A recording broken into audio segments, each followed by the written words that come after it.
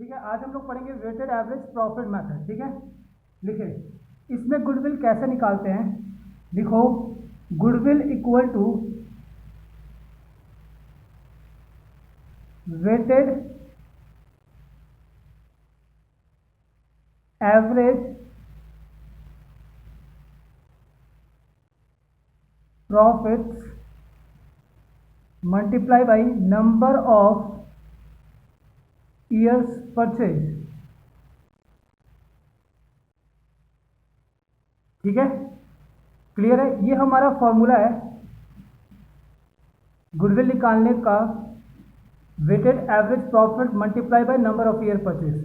लेकिन हमें क्या निकालना है, वेटेड एवरेज प्रॉफिट, है ना। तो इसके लिए हम लोग क्या करेंगे, वेटेड एवरेज प्रॉफिट के लिए हम लोग टोटल करेंगे, किसका, total of weights multiply by profits, और हम लोग डिवाइड कर देंगे किससे, टोटल वेट से। क्लियर है, ये हमारा फॉर्मूला है पूरा।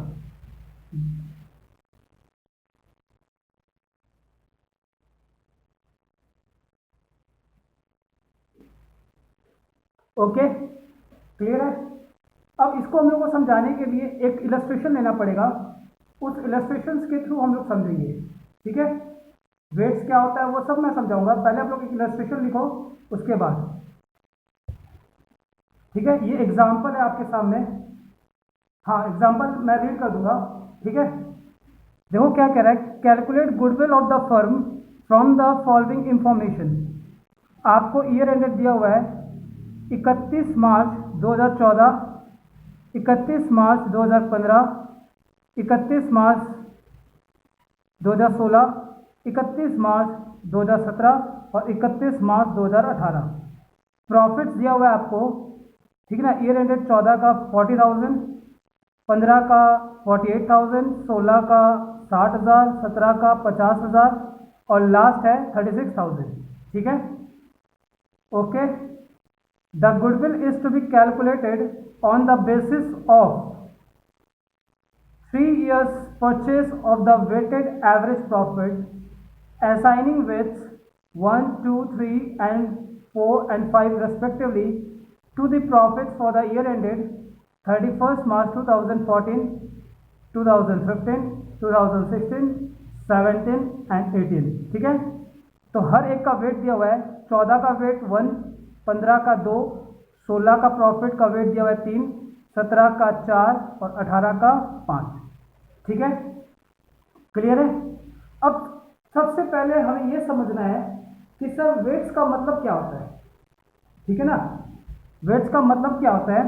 मान लो मैंने कोई क्लास में टेस्ट लिया पूरे साल भर, 30 मार्क्स का, तो मैंने ये देखा कि 10 मार्क्स जो है वो स्टूडेंट के कितने बार आए हैं।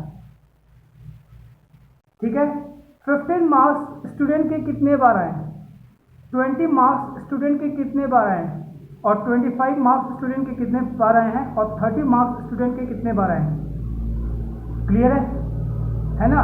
मैंने देखा कि 10 जो है वो 1 बार आया, 15 जो है वो 2 बार आया, 20 जो है वो 3 बार आया, है ना, और 25 जो है वो 4 बार आया, और 30 जो है वो 5 बार आया है। This is called weights. Weights का मतलब है कितनी बार, फ्रीक्वेंसी कहते हैं इसको, है ना। क्लियर है, क्या चीज, और भी जैसे एग्जांपल समझाएं।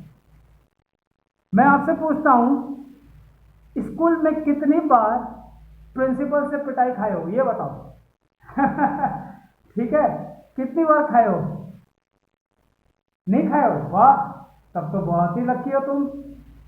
हाँ, मेरा तो छोड़ो, प्रिंसिपल तो मेरे को कभी पकड़ ही नहीं सका। हाँ, मैं बहुत चालू था। प्रिंसिपल अगर इधर से आता था तो मैं क्या करता था, इधर से होके और इधर वाली सीढ़ियों से उतर के चला जाता, मतलब रिवर्स हो जाता था।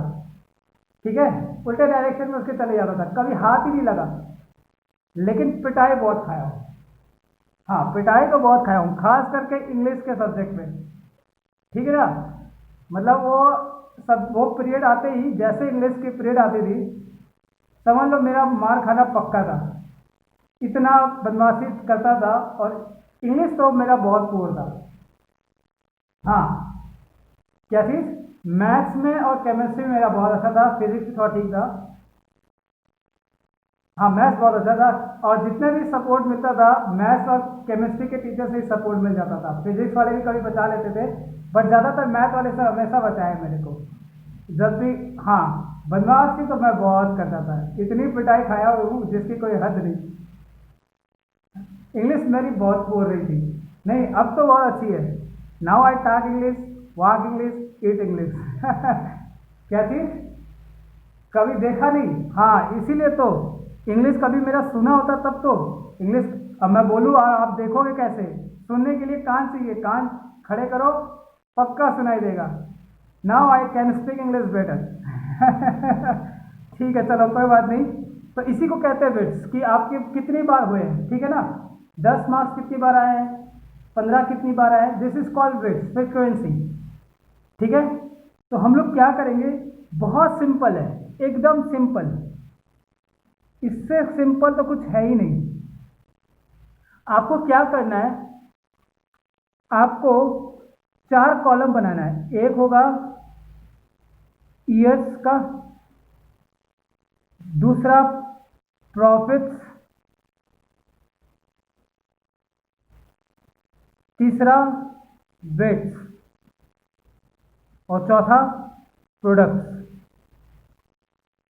अब इनके नाम दे दो कॉलम के। ए, मैं इसको ए बोल देता हूँ, इस कॉलम को, इसको बी बोल दिया, इसको सी बोल दिया।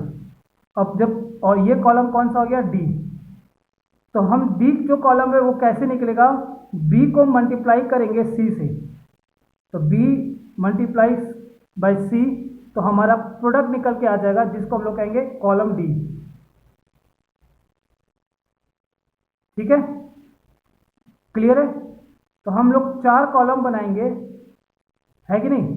तो पहला कॉलम कौन सा है, ईयर एंड का, तो 31 मार्च 2014, 31 मार्च 2015, 31 मार्च 2016, 31 मार्च 2017, और 31 मार्च 2018।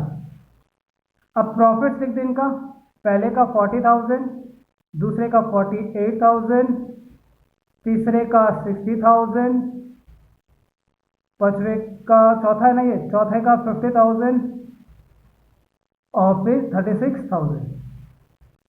क्लियर है? इनका वेट दिया हुआ है, देखो हर एक का वेट दिया हुआ है, रेस्पेक्टिवली बोला है। तो पहले का वेट है 1, फिर 2, फिर 3, 4, 5। अब हम मल्टीप्लाई करेंगे, तो पहले को हम मल्टीप्लाई करेंगे तो मेरा लिखेगा 40,000।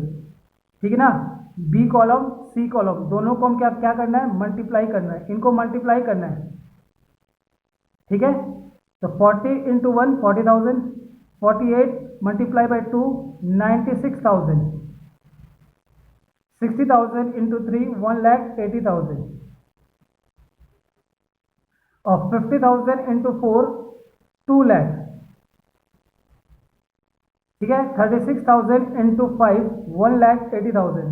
सर सच में आपका मैथ बहुत बढ़िया है। हाँ, विश्वास करो, मैथ बहुत शानदार रहा है।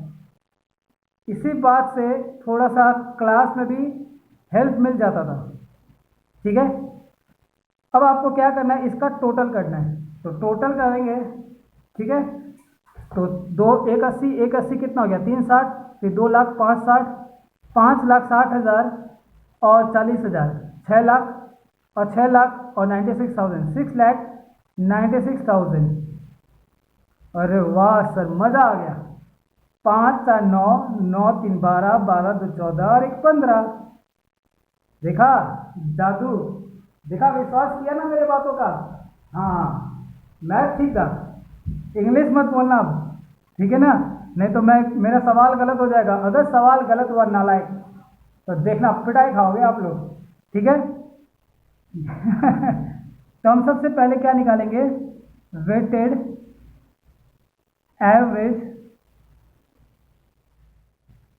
प्रॉफिट कैसे निकलेगा? Total of weight into profits, है ना। तो प्रॉफिट्स को हमने मल्टीप्लाई किया था वेट के साथ, तो हमारा प्रोडक्ट्स निकल के आया था, और उसको हम डिवाइड कर देंगे पूरी किससे? टोटल वेट से। ठीक है, क्लियर है यहाँ तक, है ना। और हमारा टोटल प्रोडक्ट कितना आया था? 6,96,000, और टोटल वेट्स आया था हमारा 15। ठीक है, तो 6,96,000 को 15 से डिवाइड करोगे तो हमारा आएगा ₹46,400। ठीक है, तो हमारा वेटेड एवरेज प्रॉफिट कितना आ गया? 46,400। तो देखो हमने फॉर्मूला में भी लिखाया था, पहले हमारा वेटेड एवरेज प्रॉफिट निकालना था, अब हमने निकाल लिया। तो गुडविल कैसे निकल के आएगी? तो वेटेड एवरेज प्रॉफिट में हम मल्टीप्लाई कर देंगे नंबर ऑफ ईयर परचेज, और हमारा नंबर ऑफ ईयर परचेज आपको सवाल में दिया हुआ है, क्लियरली आपको बता दिया है 3 ईयर परचेज।